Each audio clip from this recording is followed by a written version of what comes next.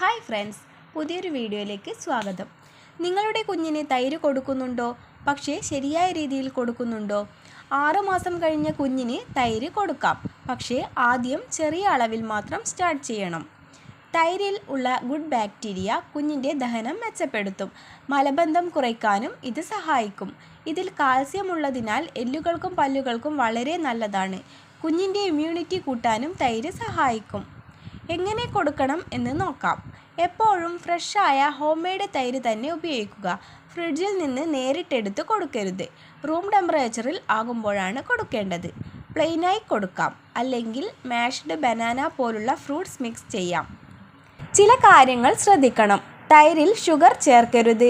രാത്രിയിൽ കൊടുക്കുന്നത് അവോയ്ഡ് ചെയ്യണം. കുഞ്ഞിന് അലർജി അല്ലെങ്കിൽ റാഷസ് ഉണ്ടെങ്കിൽ ഉടൻ നിർത്തി ഡോക്ടറെ കാണണം. ഇത്തരത്തിലുള്ള കൂടുതൽ ബേബി കെയർ ടിപ്സിന് വേണ്ടി ചാനൽ സബ്സ്ക്രൈബ് ചെയ്യാനും മറക്കരുത്. Thank you for watching.